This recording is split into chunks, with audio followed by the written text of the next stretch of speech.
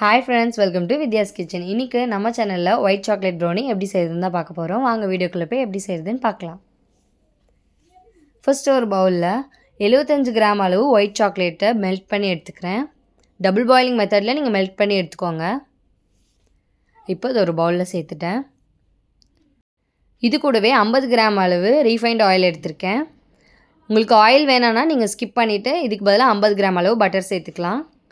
1 teaspoon அளவு vanilla essence சேர்த்துட்டு இப்போ இதை நல்லா மிக்ஸ் பண்ணிக்கலாம். இந்த அளவுக்கு நல்லா மிக்ஸ் பண்ணிக்கோங்க.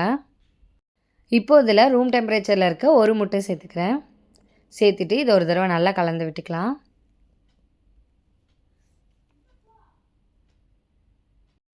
இந்த அளவுக்கு நல்லா மிக்ஸ் பண்ணி விட்டுக்கோங்க. இதில் இப்போது 75 கிராம் அளவு பவுடர் சுகர் சேர்த்துக்கிறேன். சேர்த்துட்டு இதையும் நல்லா மிக்ஸ் பண்ணி விட்டுக்கலாம். கொஞ்சம் கூட கட்டி இல்லாமல் நல்லா மிக்ஸ் பண்ணி விட்டுக்கோங்க. இந்த அளவுக்கு நல்லா மிக்ஸ் பண்ணியிருக்கணும்.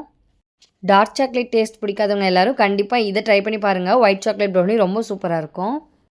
இப்போ இதில் 50 கிராம் அளவு மைதா சேர்த்துக்கிறேன்.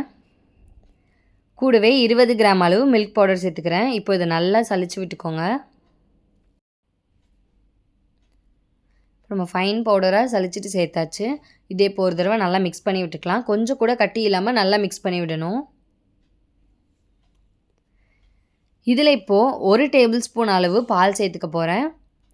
எப்போயுமே நீங்கள் ப்ரௌனி செஞ்சுட்டு மறுநாள் பார்த்திங்கன்னா ரொம்ப ட்ரையாக ஹார்டாக இருக்கும் ப்ரௌனி.